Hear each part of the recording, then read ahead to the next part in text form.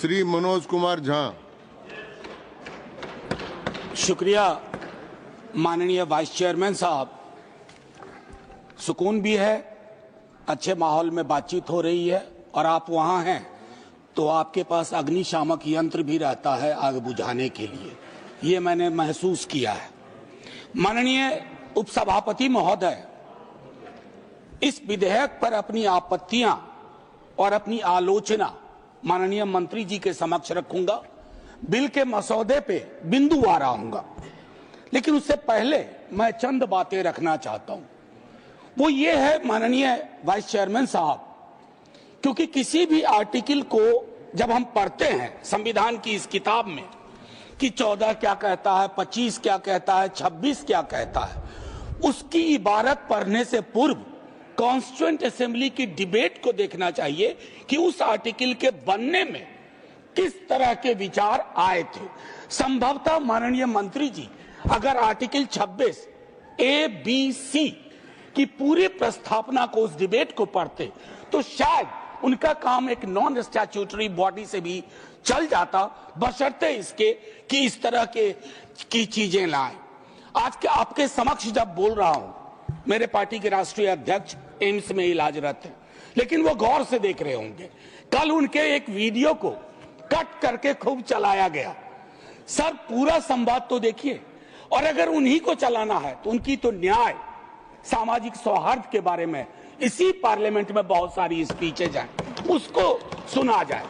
बहरहाल सर, मैं क्यों कह रहा था आर्टिकल के बनने की बात, होता यूं है सर, यूनिफॉर्म सिविल कोड पे बहुत चर्चा हुई, आर्टिकल 44, लेकिन कहा कि देश का माहौल तकसीम के बाद, पार्टीशन के बाद, बंटवारे के बाद ट्रस्ट डेफिसिट था समुदायों के बीच में, तो उसको सेल्व किया गया, डायरेक्टिव प्रिंसिपल्स में रख दिया गया। जैसे संपत्ति के बंटवारे की बात, आय के असमान वितरण की बात भी डायरेक्टिव प्रिंसिपल्स में आई, 38(2) एंड 39 क्लॉज C। मैं जानता हूं आज दोनों ही पक्ष आए हैं तैयारियों के साथ, हम गर्दनों के साथ हैं, वो आरियों के साथ। मैं आपके माध्यम से माननीय वाइस चेयरमैन साहब, कोई बात तलखी में नहीं बोलूंगा। किसी को आरी लेकर सदन में प्रवेश करने की अनुमति नहीं है। बिल्कुल सर, आप जिंदाबाद रहें। सर एक चीज, देश का माहौल, और ये मैं गर्दन लेकर आ सकते हैं जी, आरी लेकर नहीं आ सकते। सर, देश का माहौल कैसा है इस पे एक नजर डाला जाए।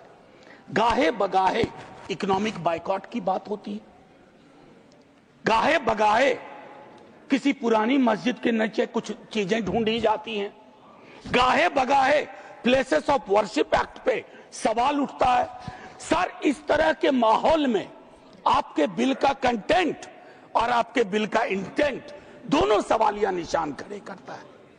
ये महत्वपूर्ण है।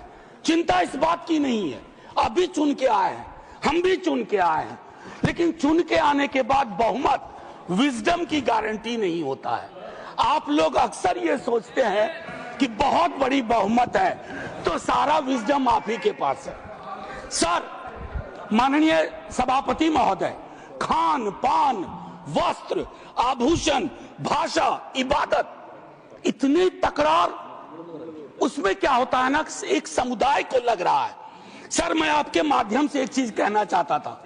मेरी भतीजी ने मुझसे, मुंबई अभी गया था, पूछा काका मार्जिन क्या होता है, तो मैंने उसको बताया कि बचपने से हम लोगों को कॉपी में मार्जिन छोड़ने के लिए बताया जाता है, हाशिया। सर, हमें आदत बन गई है हाशिए पे लोगों को छोड़ने की, हम लगातार समुदायों को हाशिए पे छोड़ रहे हैं। माननीय उपसभापति महोदय, मैं ये कहूंगा, प्रेमचंद ने एक कहानी लिखी थी ईदगाह, हमारे सारे साथियों ने पढ़ी होगी। ईदगाह में हामिद ने अपनी दादी अमीना के लिए चिमटा खरीदा। क्या हम में से कोई बता सकता है कि दुकानदार हरिंदर था या सोहाबुद्दीन था? कोई नहीं बता सकता।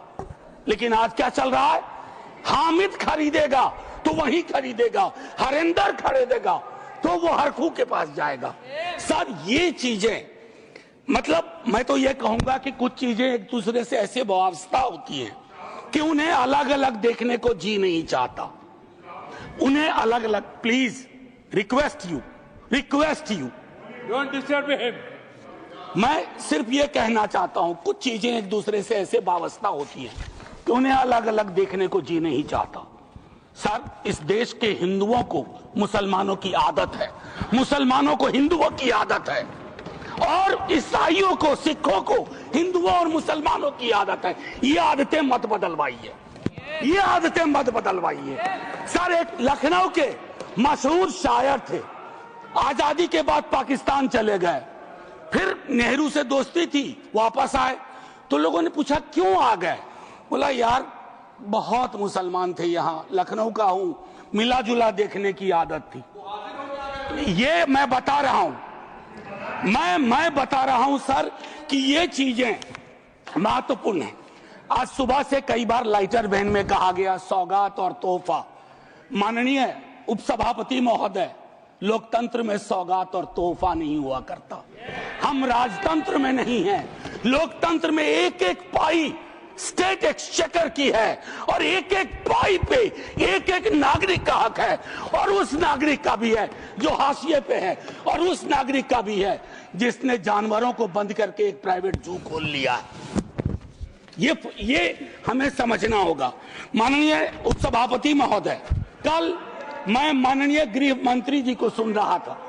माननीय गृह मंत्री जी बहुत अच्छी तरह से जो वक्फ है उसका ओरिजिन बता रहे थे। मैं तैयारी का सोर्स हम लोगों का शायद कुछ तो समान है हमारे में। तो वक्फ जो है अरबिक का शब्द है, वक्फा से निकला, मान लिया, और इसका मतलब है कि रिलीजियस, जो पवित्र कोई काम हो, दान हो, धार्मिक काम हो, उसमें इसका इस्तेमाल हो। और अलग अलग लोग इसका प्रोनाउंसिएशन अलग करते हैं, कोई वक्फ बोलता है, कोई वकफ बोलता है। ये अलग अलग धाराएं हैं इस देश की।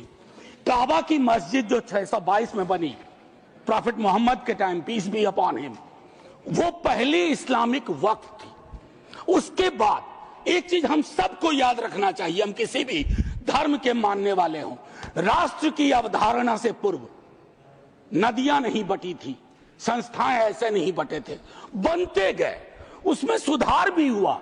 आप पहली बार सुधार नहीं कर रहे हैं, इसमें सुधार आगे भी होगा।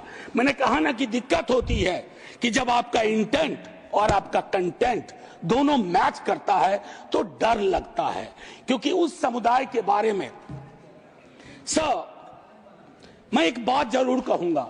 इस बिल को, चूंकि बिल के कुछ बिंदुओं पे आऊं उससे पहले, बाबा साहब भीमराव अंबेडकर को इन्वोक किया गया है, और मैं चाहूंगा बाबा साहब भीमराव अंबेडकर, उन्होंने एक लाइन कही थी, उसको बार बार पढ़िए।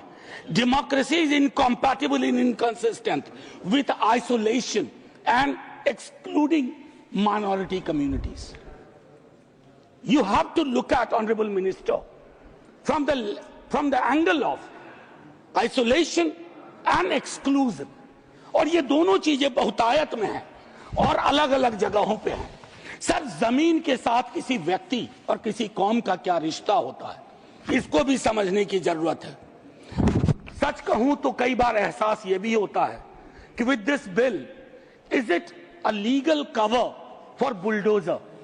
That scares me as a citizen of this country. कमाल की बात है, मुसलमान शहरों में रहे, घेट्टो, गांव में गया घुसपैठिया, और उनकी संस्थाएं, उनके बारे में जिक्र हो, कहा कि उसमें तो ओपेक नहीं है, सस्पेक्ट है। कॉन्स्पिरेसी के टोन में बात होती है, कॉन्स्पिरेसी के टोन में। सर, ये उचित नहीं है। आज ही आप ही के सदस्य कहते हैं, राधा मोहन जी, कि 20 करोड़ मुसलमान। सर, अगर एक घर में एक सदस्य मुसलमान है, क्या आप उसको एलिनेट होने दीजिएगा या उसको जोड़ के रखिएगा? उसकी शिकायतों को और उनसे जो शिकायतें हैं वो कैसे दूर होंगी? बैठ करके दूर होंगी।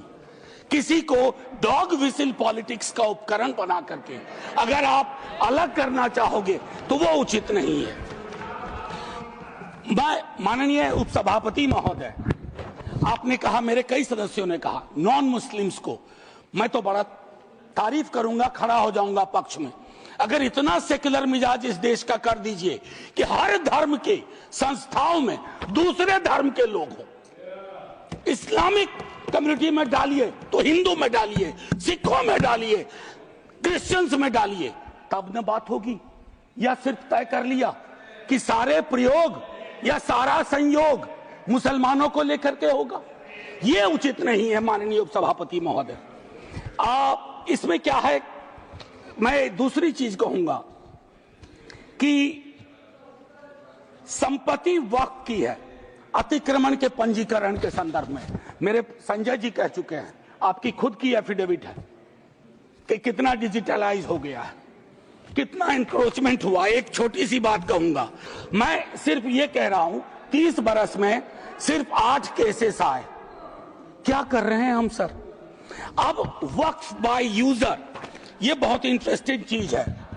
किसी भी समुदाय की एक स्मृति होती है। माननीय सभापति महोदय, आप मुझे देखिए, मैं भी आप ही को देखूंगा।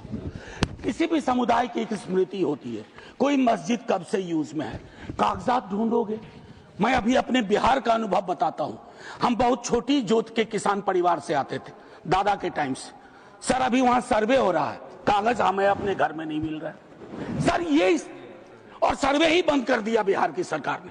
तो मैं ये कह रहा हूं कि पूरे समुदाय को कटघरे में खड़ा करने के लिए आप यूं ही एक आम अदना मुसलमान शहरी अदरवाइज वो परेशान है। पुरानी संपत्ति है, लैक ऑफ टेक्निकल एक्सपर्टीज नहीं है, कहां से लाए, सब विवाद में आ जाएंगे। लिटिगेशन का एक पहाड़ खड़ा हो जाएगा हमारे समक्ष।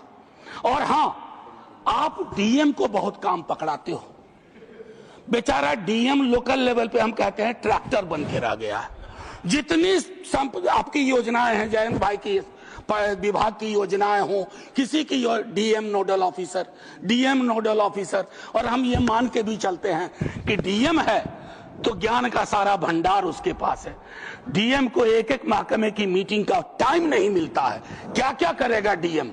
मैं आपके माध्यम से माननीय सभापति महोदय, वीकर सेक्शंस की बड़ी चर्चा इसमें की गई है। कम से कम पसमानदा, अपने हिंदू समाज में भी पसमानदा बहुत बड़े। जब आप लोगों के पास आग्रह करता हूं जीरो आवर के माध्यम से या किसी उपकरण से कि साहब कास्ट सेंसस करवा दो, तो आप चुप हो जाते हैं।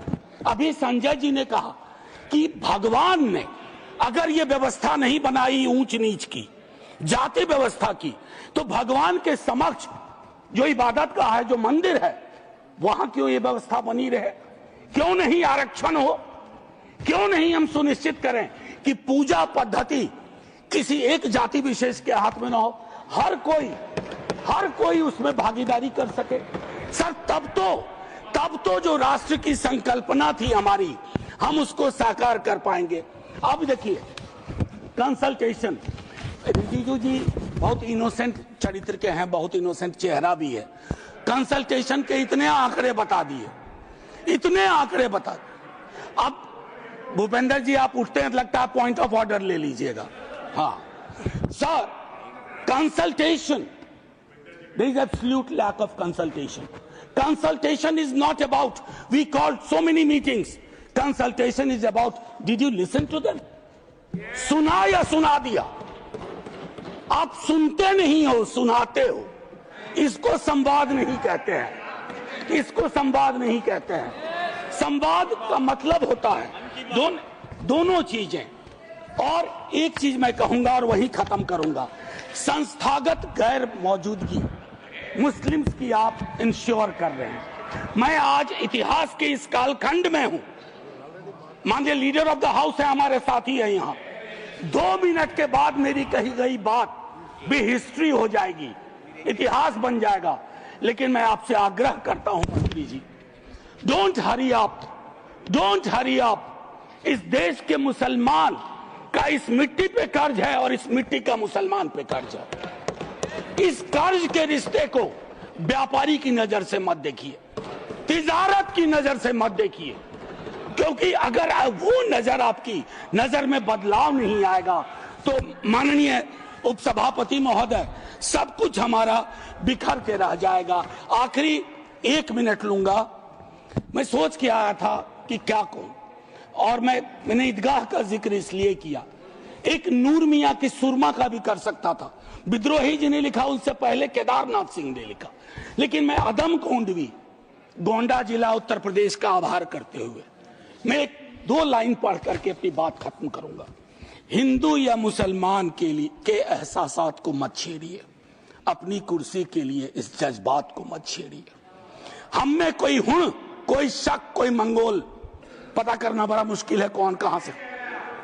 हम में से कोई हुण, कोई शक, कोई मंगोल, दफन है जो बात, अब उस बात को मत छेड़िए। गलतियां बाबर की थी, जुम्मन का घर फिर क्यों जले।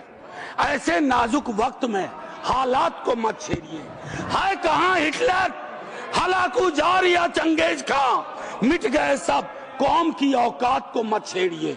छेड़िए एक जंग, छेड़िए एक जंग, मिलजुल कर गरीबी के खिलाफ। दोस्त मेरे मजहबी नगमात को मत छेड़िए।